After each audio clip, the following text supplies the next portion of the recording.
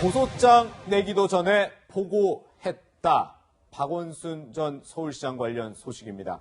오늘 서울시에서 직원 인권 침해 진상규명에 대한 서울시 입장 발표란 이름으로 기자회견이 있었습니다. 민관 합동조사단이 꾸려진다고 하는데 먼저 관련 내용 직접 들어보시죠. 서울시는 여성단체, 인권 전문가, 법률 전문가 등 외부 전문가가 참여하는 민간 합동조사단을 구성해 철저한 진상규명에 나서겠습니다. 민간 합동조사단 구성 운영으로 조사의 공정성과 객관성을 담보하겠습니다. 네, 일단 서울시가 진상규명에는 나서겠다는데 의원님, 일단 수사권이 없죠. 예. 그리고 민관의 관은 서울시일 거고 네. 의혹의 당사자는 지금 숨진 상태고 예. 그리고 핵심 발언할 수 있는 사람은 서울시 관계자들이고 예. 진상조사가 제대로 이루어질지 다소 의문이거든요. 쉽지 않을 겁니다. 예. 왜냐하면 이게 수사를 하면 사실은 수사는 경찰도 지금 이 돌아가신 박 시장님 핸드폰 네네. 이 비밀번호 푸는데 몇 달이 걸릴 것이다. 벌써 이제 그런 얘기가 나오고 있는데 네. 사실 이 디지털 포렌식도 수사를 한다고 해도 쉽지 않은 판에 네네. 행정적인 조사를 하고 있는 서울시 입장에서는 네. 수사만큼의 어떤 권한이라든지 절차적인 어떤 권리를 행사할 수가 없거든요. 예, 예. 그래서 당사자 누구에게 좀 와서 조사를 받아달라 네네. 또는 어떤 점에 대해서 좀 자료를 내달라라고 요청을 했을 때 그 요청을 받는 분이 자발적으로 응하지 않는 한은 사실 어떻게 할 방법이 없는 지금 이런 상황인 것이고요. 예, 예. 그래서 가지고 있는 어떤 조사단의 권한의 한계가 있을 수밖에 없고 예. 그래서 조사 내용에 한계가 있을 수밖에 없다라는 게 하나가 있고 네네.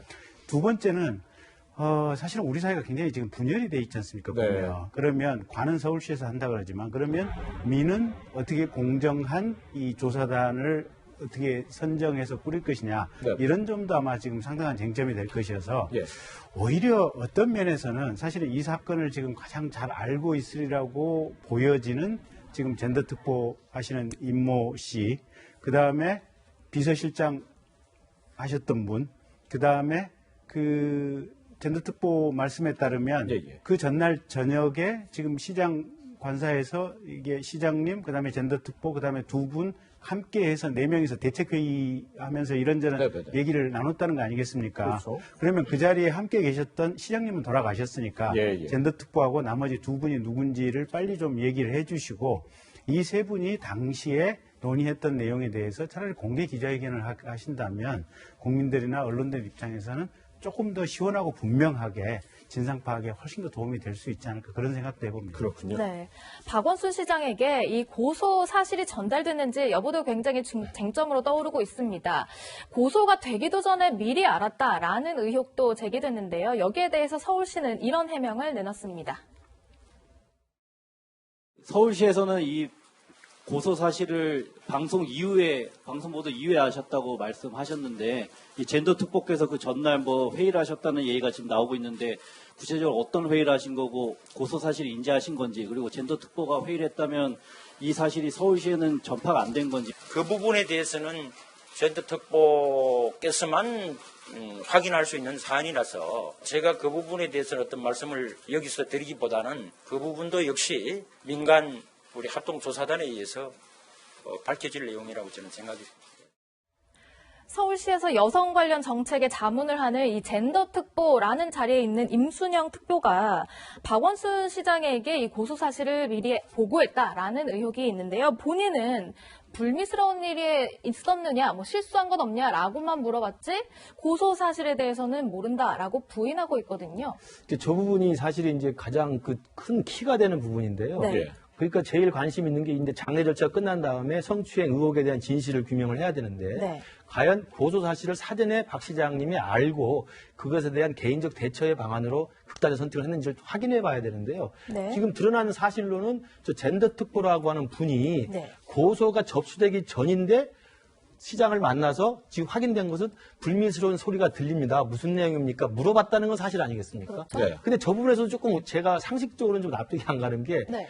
제가 모시는 시장입니다. 시장한테 가서 급하게 드릴 말씀이 있는데 지금 시중에 또 제가 전해드린 바로 불미스러운 이야기가 돌고 있다라고 했을 때 그 불미스러운 이야기가 자기가 내용이 무엇인지 모르고 그걸 하겠습니까? 네. 그건 상식적으로 납득이 안 되거든요. 예. 불미스러운 내용의 이야기가 무엇인지를 미리 알고 난 다음에 가서 이야기할 수 있는 겁니다. 네네. 적어도 특보가 시장한테 가서 이야기할 때는.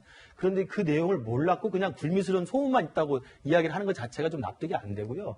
두 번째로는 그것이 고소 이전에 있었단 말입니다. 고소는 진행되기 그 불미스러운 이야기를 물어본 다음 1시간 반 뒤에 고소장이 접수됐기 때문에 네네. 그렇다고 한다면 실제 피해자의 비서분이 고소장을 접수하기 이전부터 실제로 젠더특보라든지 서울시 관계자 몇 분은 이 내용에 대해서 들어서 알고 있었던 게 아닌가라는 의혹을 자연스럽게 제기할 수가 있어요. 네. 이와 맞물려서 좀 생각해 볼 수 있는 것은 어제 그 여성단체 피해자 측 기자회견에서 보면 이미 5월 달부터 피해자가 상당히 상담을 했다는 것으로 알려져 있지 않습니까? 네. 그러니까 이미 여성단체에 대해서 그 도움을 요청하면서 상담을 했던 그 5월 달 이후부터 이미 서울시청의 관련자 일부에게는 성추행과 관련된 박원 시장에 대한 여러 가지 논란이 제기가 됐을 가능성이 충분히 있다고 봅니다. 네, 그렇기 때문에 개인적으로 이제 개인적으로 말씀하시는 생각했을 때 그래서 생각이시죠? 고소장 접수 이전에 알렸다는 그 불미스러운 사건이라는 게 그런 내용이었던 게 아닌가. 그리고 불미스러운 사건이 성추행인지 아닌지 몰랐다는 것은 납득이 좀 가지 않는 좀 비상식적인 발언이라고 생각합니다. 네, 그런데 이 임순영 젠더 특보가요, 관련 의혹에 대해서 질문을 받을 때,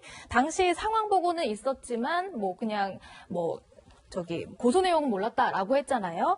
여기에 이어서 외부로부터 이런 사실을 들었다고는 했지만, 그 외부가 어디서 들었는지, 여기에 대해서는 말하지 않고 있는데, 이것 또한 조사를 통해서 그렇죠. 밝혀야 될 일이겠죠? 어쨌든 불미스러운 이야기를 들었다는 건 사실인데 네. 불미스러운 내용이 고소 사건인지 아닌지는 뭐 확인하고 있지 않지만 들었다면 자기한테 이야기를 전해준 사람이 분명히 있을 거 아닙니까? 네. 그 누군가가 분명히 있어야 되기 때문에 지금 아까 대변인 나오셔서 이 부분에 대해서는 젠더 특검을 알고 있기 때문에 알지 못한다고 합니다만 네. 서울시가 정말 성실한 자세로 진상규명에 나설 자세라고 한다면 당장 젠더 특보란 분이 나서서 누구한테 그 불미스러운 내용을 들었는지에 대해서는 밝혀야 됩니다. 밝힐 수밖에 없는 거 아니겠습니까? 네. 저는 그렇기 때문에 지금 민간합동조사단으로 대충 유야무야 넘어가려는 의혹이 또 제기될 수밖에 없는데 아까 우리 김 변호사님 말씀하셨습니다만 저런 인권 문제 전문가, 여성 전문가, 법률 전문가로 구성되는 것은 민간합동 조사단이 아니고요. 민간합동 자문단이 맞습니다.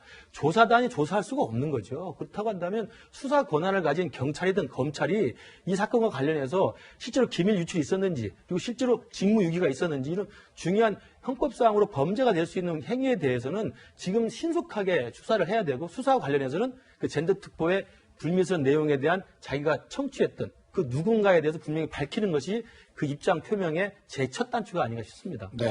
근데 지금 언론 보도에 따르면 박원순 전 시장이 실종 신고가 되기 전날에 이제 구청장들과 만찬의 시간을 갖기도 했다고 합니다. 당시 참석자들의 얘기를 들어보면 이상한 기색이 보이지 않았다고 했는데 이 만찬이 끝나고 한 20분 뒤쯤에 이 임 젠더 특보의 보고가 있었던 건데 여기서부터 어쨌든 이 긴박한 상황들이 지금 벌어진 셈이 됐어요. 예, 그러니까 이제 저런 부분들을 보면 네. 구청장 만찬이 예정된 시간보다 한 1, 20분 더 조금 길어졌다라고 하는 것 같고 네네. 당시 현장에 참석했던 구청장들은 특별히 이상한 상황 못 그러게요. 느꼈다. 박 시장께서 그냥 평소처럼 그냥 이렇게 즐겁게 만찬했었다. 네네. 그렇다고 한다면 본인은 지금 그 젠더특보 인터뷰를 보면 3시쯤 해가지고 시장께 가서 여쭤봤다고 했는데 예. 사실은 이 만찬 때까지는 별 얘기가 없었다는 것 같거든요. 그러니까요. 그리고 오늘 일부 언론을 보면 이제 언론마다 조금 다르는데 예. 저 구청장 만찬 이후에 젠더특보가 시장이 참석한 자리에서 예. 같이 협의했던 두 분이 더 있는 것 같은데 네네. 네. 이 두 분이 법률 전문가다라고 하는 그러니까 이제 변호사나 이런 법률 전문가라고 하는 기사가 일부가 있고 네네. 또 일부에서는 젠더특보 말씀은 그게 아니고 그냥 통상적인 회의 자리였고 여기서 무슨 심각한 여기에 대한 얘기가 오고 가지는 않았다. 이런 서로 결이 다른 기사가 이게 두 개가 동시에 지금 뜨고 있거든요, 보면. 네네. 그래서 그 점과 관련해서도 사실은 젠더특보께서 명확하게 좀 밝혀주셔야 될 것 같아요. 그건 예. 사실 확인의 과정이니까 그건 있는 사실 그대로 그냥 말씀을 해주시면 되는데 그러게요. 실은 저게 지금 일부 언론하고 전화통화라든지 이게 인터뷰를 하고 나서 지금 휴가 내고 지금 현재는 전화 끊고 연락이 안 된다는 상황 아니겠습니까? 네네, 그렇죠. 보면. 그래서 어디까지가 젠더특보 말씀이 사실이고 어디까지가 거짓인가 우리가 추론할 수밖에 없는 이런 상황으로 계속해서 끌고 가시는 것 같아요, 보면. 네. 박 시장이요, 이 고소 당일날 아침에 몸이 좋지 않다라고 하면서 출근을 하지 않고 이제 이후에 극단적 선택을 한 상태로 발견이 됐는데요. 실종된 당일날 아침 누군가와 면담을 했다, 이런 새로운 보도가 하나 나왔습니다. 한국일보 보도에 따르면 오늘 그 고한석 전 서울시 비서실장과 마지막 면담을 했다라고 하면서 이 고 전 비서실장이 참고인으로 오늘 조사를 받았다라고 했는데요. 이게 사실이라면 누구와 어떤 면담을 했는지 정말 중요한 문제 아닐까요? 그렇죠. 그러니까 박원순 시장이 그 극단적 선택을 하기 전에 마지막 만난 사람으로 지목이 되는 거 아니겠습니까? 네. 그래서 참고인 조사를 이미 받았다고 한다면 구체적으로 아마 진술을 받았을 것 같은데요. 그러니까 극단적 선택을 하기 마지막 통화라든지 마지막 만난 사람과 대화 내용이 사실은 그 극단적 선택을 하게 된 배경과 내용을 알 수 있는 가장 좋은 증거가 되는 거거든요. 네. 그러면서 고한석 전 비서실장이 어떤 내용을 했는가가 이제 밝혀져야 될 것 같은데요. 만약에 그 극단적 선택을 한 그 당일날 9일 아침에 1시간 정도를 만나고 그 다음에 배낭을 메고 혼자서 걸어 나가신 거 아니겠습니까? 그렇다면 그 마지막 고 실장과 만나서 1시간 동안 면담해서 과연 저 성추행과 관련된 고소 사건에 대한 인지가 있었는지, 그리고 그 이후에 일정들 다 취소했는데 제가 알기로도 박원순 시장 같은 경우는 굉장히 일벌레의 워커홀릭에 가까운 분이어서 네. 몸이 아프다는 핑계로 일정을 취소하는 게 극히 드물어요. 네, 예. 그러면서 보면 그날 아침에 일정을 취소하고 점심에 중요한 약속, 또 정세균 총리와의 약속, 이런 공식 일정까지 다 미뤘다는 정도가 아침에 밝혀졌기 때문에 네. 그 당시 아침에 1시간 정도 고한석 전 비서실장과 면담 내용, 그리고 대화 내용이 제가 볼 때는 아까 임 젠더 특보의 그 불미스러운 이야기를 들었다고 하는 그 상대방이 누군지 지목하는 거하고 이 고 실장의 면담 내용이 결국은 이 박원순 시장의 이 성추행과 또 극단적 선택의 배경과 어떤 경과 과정, 이런 것들을 규명하는데 아마 키가 될 것으로 보입니다. 네, 일단 채널A 취재진이 확인했을 때는 경찰은 이 고한석 전 비서실장이 실종 당일 아침에 이 1시간 동안 면담을 했는지 여부에 대해서는 확인해 줄 수 없다라는 답변을 했던 것으로 좀 알려드리겠습니다. 네, 어쨌든 지금 박원순 전 서울시장이든 박원순 전 서울시장 주변 인물들이건 이 고소를 당한 사실은 알고 있었다는 정황들이 계속 속속 나오고 있기 때문에 이 유출이 된 것, 지금 청와대고 경찰이고 다 부인을 하고 있기 때문에 이 유출 부분을 어떻게 유출이 됐는지를 확인하는 게 급선무일 것 같은데요. 수사해야 되죠. 수사요. 그러니까 지금 현재로서는 가장 가능성이 높은 게 경찰 아니면 청와대, 네. 혹은 또는 경찰, 청와대 둘 다 이 예. 가능성이 지금 제일 높은 거고요. 예, 예. 그러다 보니까 이제 기자들이나 뭐 어쨌든 언론 전체에서 이게 뭐 청와대 유출, 공무상 기밀 유출 가능성이 있는 것이 아니냐 이러니까 그러니까요. 사실은 이제 정부 관계자 발이라는 표현을 해서 오늘 이제 기사가 나온 게 예, 예. 실은 젠더 특보가 사전에 인지를 하고 있었다. 네네. 그리고 이 비서진들에게도 그 전날 이미 알려져 있었어. 박 시장이 이런 상황의 흐름을 알고 있었을 것이다. 예, 예. 그래서 이건 경찰이나 또는 청와대에서 유출된 것이 아니다. 지금 이런 뉘앙스의 기사들이 지금 여기저기서 언론에서 나오고 있거든요. 예. 예.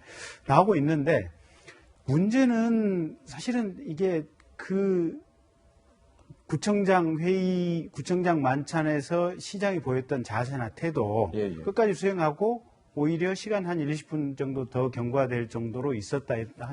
그렇다고 한다면 사실은 그때까지는 이 사안의 심각성이라든지 구체적인 내용이라든지 이런 것들이 예, 예. 뭐 젠더특보 얘기를 의하면 3시에 얘기가 있었기 때문에 정상적으로 본다면 박 시장 입장에서는 신경이 몹시 쓰일 수밖에 없는데 여유롭게 지금 이 구청장 만찬을 끝까지 갔단 말이에요. 예. 그때까지는 심각하게 생각을 안 했을 가능성이 높아서 어떤 의미에서는 이게 이 공무상 비밀 누설과 관련해서는 경찰 아니면 청와대일 가능성이 충분히 있다라고 하는 합리적 의심은 해볼 만한 것 같아요. 예. 그렇다고 친다면 사실은 이거는 경찰이 지금 뭐 박 시장 핸드폰이라든지 이런 것들을 가지고 있는데 이거를 검찰로 넘겨서 네네. 검찰에서 이게 어떤 총체적인 수사를 좀 해보는 것이 어떤가. 네네. 그다음에 엊그제 지금 피해자 측 기자회견 한 것을 보면 네. 그 주변에게 얘기를 했다는 거 아니에요. 보면 나 이런 피해를 당하고 그렇죠. 있다라고 얘기를 예. 했더니 뭐 시장님 실수 것이다. 그- 아니면 뭐 그럴 리가 있느냐. 의원님, 그 부분은 저희가 기자회견을 직접 준비를 했거든요. 네, 저희가 네. 그 영상을 본 뒤에 의원님 얘기 계속 들어보겠습니다.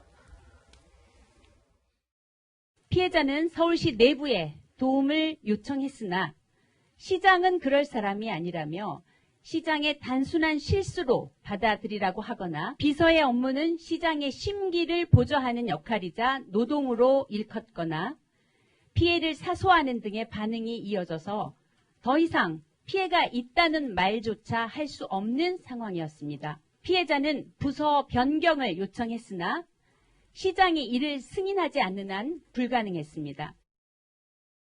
이 부분 말씀하시는 거죠? 예, 묵살한 부분이 있었다. 예. 그래서 저 부분도 경우에 따라서는 지금 이 피해자분을 제외한 나머지 이제 뭐 측근 저 말씀을 피해자로부터 직접 들은 호소를 받으니까 실장일 가능성이 매우 높긴 한데 뭐 그 누군가가 되겠죠. 예. 그분이란 이런 분들은 사실은 어떻게 보면 방조범이라든지 형사 책임이 문제가 될 소지들이 분명히 있는 대목이거든요. 저게. 네. 그래서 그런 부분에 관한 수사, 그다음에 아까 말씀드린 경찰 혹은 청와대에 의한 공무상 비밀 누설의 가능성, 보편적 합리적인 어떤 의문 제기할 만한 어떤 이런 여지들이 있어서 그렇다고 친다면 저게 경찰이 어떻게 보면 수사 대상으로 끼어 있는 상황이기 때문에 네네. 검찰에서 수사를 하는 것이 제가 볼 때는 합리적이고 어떻게 보면 향후 어떤 의문 제기가 없을 그런 것이 아닌가라는 생각이 좀 듭니다. 그렇군요. 네, 이 성추행 고소인이요. 본인은 비서실 근무를 자원하지도 않았는데 누군가 발탁을 해갔다, 뭐 이런 취지로 주장을 하고 있습니다.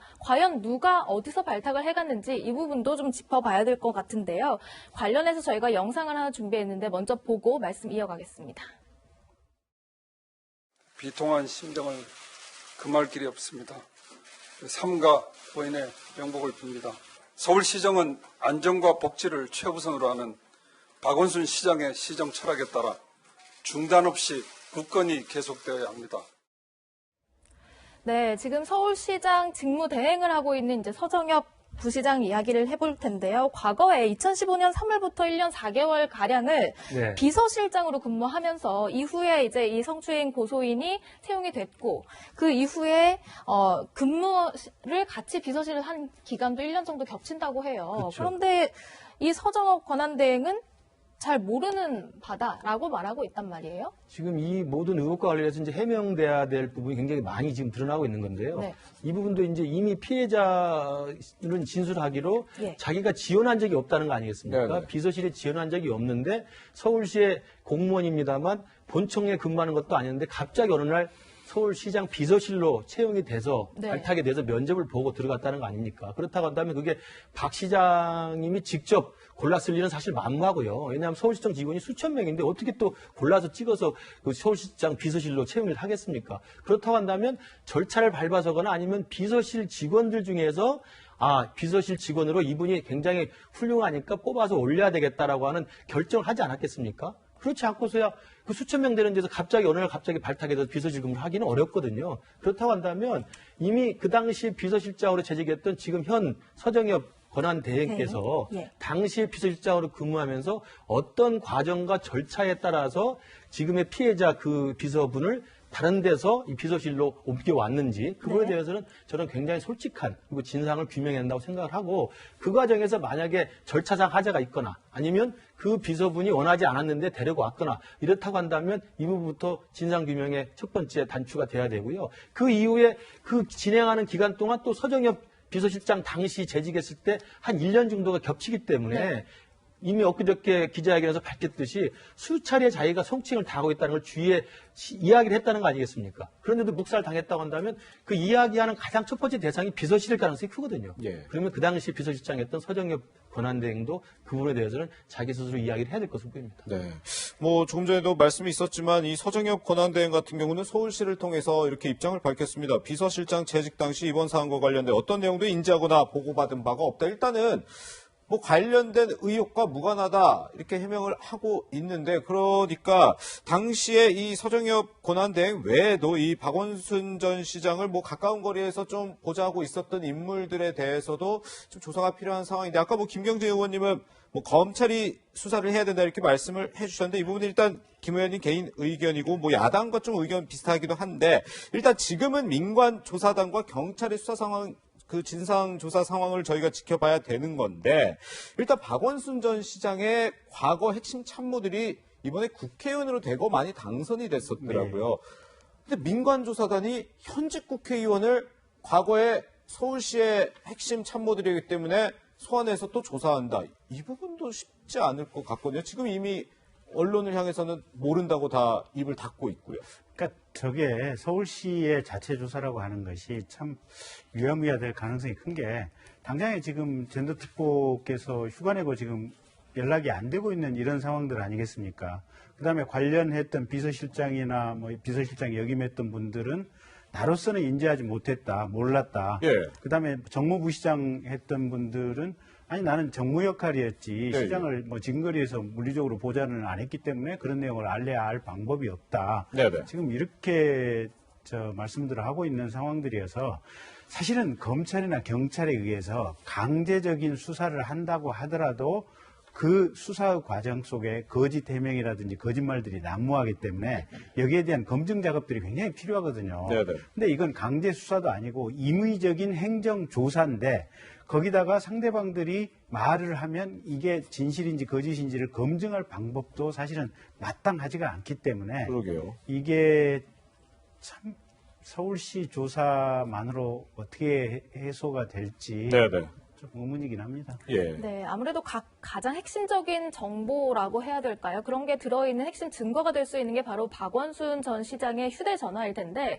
아까 김경진 전 의원님께서도 말씀하셨지만 경찰이 이제 포렌식을 통해서 뭔가 정보들을 얻을 수 있을 거다 이런 기대감도 있는데 좀 너무 늦은 건 아니냐라는 지적도 있더라고요. 그러니까 지금 전반적으로 터져나오는 의혹에 대한 논란을 보면 일단 이런 서울시장의 극단적 선택에 대해서 일단 고인의 애도 차원에서 이제 장례는 치른 거 아니겠습니까? 네. 그리고 장례를 치를 때 이제 서울특별시장으로 해서 5일간 한 것도 논란이 있었습니다만 뭐 그 논란을 뒤로 하고라도 이제는 이제 진상규명에 나서야 될 때이기 때문에 네. 지금 오늘 이 방송에서 이야기한 것처럼 비서실에 채용된 경위부터 시작해서 그동안 수차례 성추행에 대해서 주위의 사람들한테 호소를 했음에도 불구하고 묵살된 경위 그리고 당일날 고소됐던 내용들이 사전에 박원순 시장 측에 전달됐을 가능성 등등 모든 것들이 다 의혹투성이고 이게 사실은 기밀 유출이라든지 직무유기와 관련돼서 사실 범죄 행위와 연관이 될 수 있는 거거든요. 네네. 그렇다고 한다면 지금부터라도 법을 엄격히 집행한다는 차원에서 진상규명과 진실규명을 해야 되고요.